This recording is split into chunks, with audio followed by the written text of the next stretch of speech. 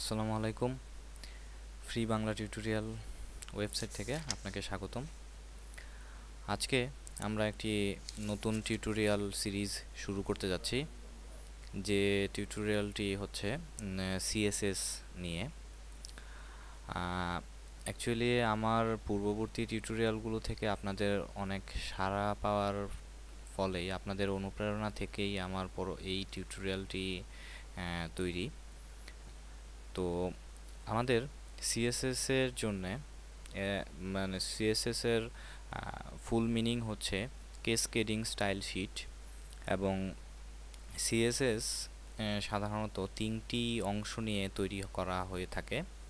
একটি হচ্ছে সিলেক্টর, দ্বিতীয়টি হচ্ছে প্রপার্টি, তৃতীয়টি হচ্ছে ভ্যালু। এবং এই সিএসএসটি বিভিন্নভাবে লেখা যায়, এবং কিছু আছে যেমন গ্রুপিং করে, ক্লাস সিলেক্টর, এবং নির্দিষ্ট অ্যাট্রিবিউট দিয়ে এলিমেন্ট সমূহ স্টাইল করা যায়, এবং কিছু আইডি দিয়ে সিলেক্ট করে একটি লেখাকে ডিজাইন করা যেতে পারে। এবং সিএসএসটি একটি ওয়েবসাইটের জন্য, ওয়েবসাইট তৈরির ডিজাইনের জন্য অনেক বেশি গুরুত্বপূর্ণ, কারণ হচ্ছে একটি সিএসএস স্টাইলের উপরই একটি ওয়েবসাইটের সুন্দর ডিজাইন করা যায়, এবং সিএসএস এর মাধ্যমেই একটি ওয়েবসাইটের যে কোনো জায়গায় যে কোনো এলিমেন্ট সেট করা যেতে পারে, এবং সেটার মধ্যে বিভিন্ন কালার, বিভিন্ন টেক্সট, বিভিন্ন ধরনের ইমেজ, বিভিন্ন ধরনের ইফেক্ট অ্যাড করা যেতে পারে। তো সিএসএস একটি এইচটিএমএল ফাইলের সাথে যখন আমরা সিএসএস অ্যাড করি, সেই সিএসএসটি অ্যাড করার জন্যে আমাদের তিনটি উপায় রয়েছে। একটি হচ্ছে এক্সটার্নাল স্টাইল শিট, আরেকটি হচ্ছে ইন্টারনাল স্টাইল শিট, আরেকটা হচ্ছে inline style sheet. External style শিটের ব্যাপারটি হচ্ছে যে আপনি আলাদা করে একটি সিএসএস ফাইল তৈরি করবেন। যেমন দেখুন, আমি এখানে একটি আলাদা করে সিএসএস ফাইল তৈরি করেছি, এবং সেই সিএসএস ফাইলটির নাম হচ্ছে স্টাইল সিএসএস। এবং বলা বাহুল্য, আমরা যখন পূর্ববর্তী এইচটিএমএল টিউটোরিয়ালটি দেখেছি, সেখানে আমরা দেখেছি যে একটি এইচটিএমএল ফাইলের এক্সটেনশন থাকে .html, ঠিক তেমনি একটি সিএসএস এর ফাইলের এক্সটেনশন থাকবে .css। তো আলাদা করে একটি এইচটিএমএল ফাইলের সাথে যদি আমি একটি আলাদা করে সিএসএস ফাইল সংযুক্ত করি, তাহলে সেটিকে বলা হচ্ছে এক্সটার্নাল সিএসএস। এবং সেই এক্সটার্নাল সিএসএসটি অ্যাড করার জন্যে আমরা সাধারণত এই কোডটি ইউজ করে থাকি। কোডটি হচ্ছে লিঙ্ক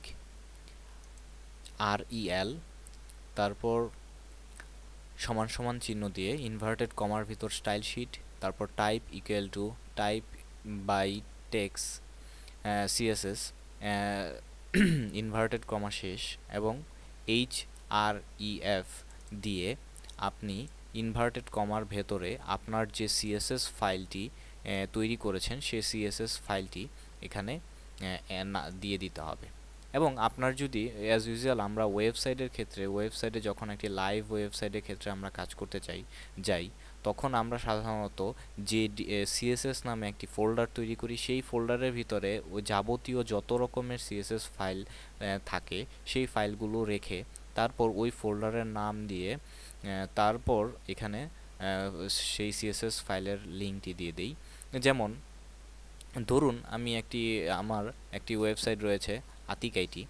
তো সেই আতিক আইটি ওয়েবসাইটটির জন্যে, তো দেখুন এই ওয়েবসাইটটিতে আমি যে একটি ওয়েবসাইট তৈরি করেছি, সেই ওয়েবসাইটের মধ্যে আমি যদি ব্যাকএন্ডে যাই, ব্যাকএন্ডে আমরা দেখতে পাবো যে দেখুন এখানে আমি যে লিঙ্কটি অ্যাড করেছি, এই লিঙ্কের ভিতর আমার ওয়েবসাইটে অবশ্যই সিএসএস নামে একটি ফোল্ডার আমি তৈরি করেছি, এবং সেই ফোল্ডারের ভিতরে স্টাইল সিএসএস নামে একটি ফাইল রয়েছে, এবং সেই ফাইলটি এই সিএসএস ফোল্ডারের মধ্যে রয়েছে। তো এই জিনিসটি আপনাকে দেখানোর পেছনে কারণ হচ্ছে যে যখন আমরা একটি এক্সটার্নাল সিএসএস ফাইল অ্যাড করি, তখন সাধারণত এরকমভাবে অ্যাড করি, এবং এখানে যদি আপনার কোনো নির্দিষ্ট কোনো একটি পাথ থেকে থাকে সেই পুরো পাথটি আপনারা দিয়ে দিতে পারেন। ইভেন আমি যদি চাই এখানে এই সিএসএস স্ল্যাশ স্টাইল সিএসএস এইটুক না দিয়ে আমি যদি এখানে আমার ওয়েবসাইটের লিঙ্ক তারপর স্ল্যাশ তারপর সিএসএস তারপর স্ল্যাশ স্টাইল সিএসএস এই পুরো লিঙ্কটুকু দেই, তাহলেও এই এই যে ফাইলটি ঠিক মতনে কাজ করবে। এবার আমরা এক্সটার্নাল সিএসএস এর কথা বললাম, এবং দেখুন এই এক্সটার্নাল সিএসএস ফাইলের ক্ষেত্রে এখানে দেখুন আমি বডি নামে একটি ট্যাগ তৈরি করেছি। সেই বডির ভেতরে ব্যাকগ্রাউন্ড কালার দিয়েছি ইয়েলো।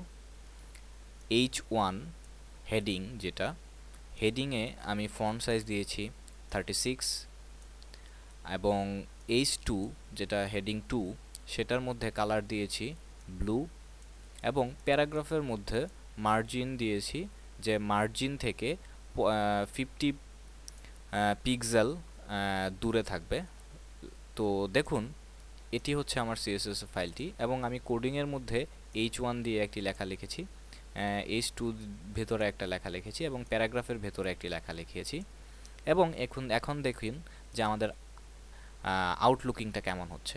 দেখুন আমি HTML আমি যখন H1 এর ভিতরে কোড দিয়েছিলাম, যে আমার ফার্স্টে আসি ব্যাকগ্রাউন্ডের মধ্যে আমি এখানে দেখুন ব্যাকগ্রাউন্ড কালার দিয়েছিলাম ইয়েলো, সেই কারণে আমার এখানে চলে এসেছে ইয়েলো। আবার ঠিক তেমনি এখানে আমি বলেছিলাম H1 এর ভিতরে 36, এবং এখানে দেখুন আমার এই লেখাটি H1 এর ভেতরে, এবং এটি কত বড় হয়েছে। এবং এখানে H2 এর ভেতরে কালার দিয়েছিলাম আমি ব্লু, এবং এখানে দেখুন H2 এর ভেতরে এইটুকু ব্লু চলে এসছে। এবং এটুকুর মধ্যে বলেছিলাম যে আমার রাইট সাইড থেকে 50 পিক্সেল দূরে থাকবে, এবং এখানে দেখুন যে এখানে আমার যে বর্ডারটা রয়েছে সেই বর্ডার থেকে 50 পিক্সেল দূরে থেকে এই লেখাটি শুরু হয়েছে। আবার এখানে দেখুন আমি আরেকটি সিএসএস ফাইল তৈরি করেছি, যে সিএসএস ফাইলের মধ্যে বডির এর মধ্যে কালার দিয়েছি 10, এবং এখানে H1 এর কালার মেরুন, এবং ফন্ট সাইজ 20, এবং HR কালার দিয়েছি নেভি, এবং P size font size 11, margin left 15, এবং link hover colour green, visited yellow, visited hover black, এবং অ্যাক্টিভ ব্লু।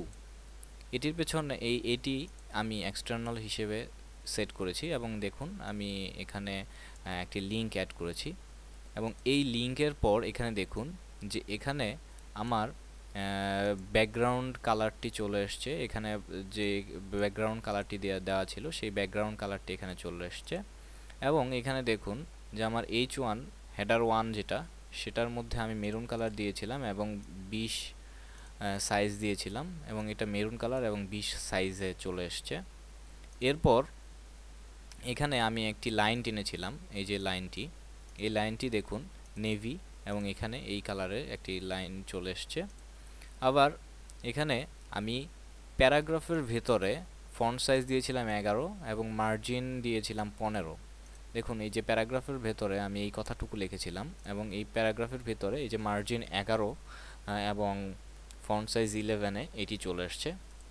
আবার তারপর একটি প্যারাগ্রাফের ভেতরে আমি একটি লিঙ্ক অ্যাড করেছি, এবং এখানে দেখুন যে এই যে লিঙ্কটি, এখানে আমি যখন বলেছিলাম যে এখানে এই এ দিয়ে আমার এই লিঙ্কটির, এখানে দেখুন লিঙ্ক অ্যাড করতে হলে আপনাকে অবশ্যই ফার্স্টে একটি এ দিতে হয়, তো ঠিক সেই রকমভাবে এখানে আমি এ দিয়েছি। এর ফলে এই এটিকে আমি সিলেক্ট করে এখানে লিঙ্কটির কালার দিয়েছি গ্রিন, এবং এখানে দেখুন আমার এই লিঙ্কটির কালার গ্রিন চলে আসছে। এবং এখানে দেখুন ভিজিটেড, মানে আমি যদি লিঙ্কটি ভিজিট করে ফেলি তাহলে এটার কালার হয়ে যাবে ইয়েলো। এবং দেখুন আমি লিঙ্কে চলে গেলাম, ক্লিক করলাম, এবং দেখুন এটির কালার এখন হয়ে গেছে ইয়েলো। আবার দেখুন হোভার, মানে এটির উপরে যদি আমি মাউস নেই তাহলে এটি ব্ল্যাক কালার দেবে।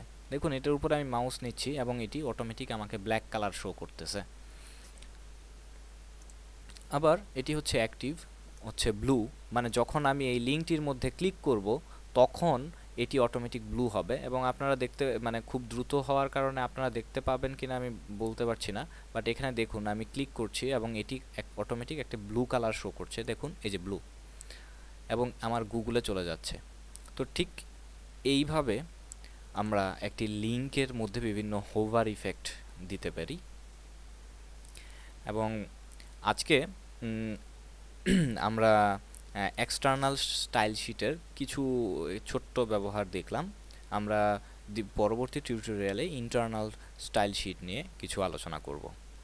আশা করি আপনারা ভালো থাকবেন।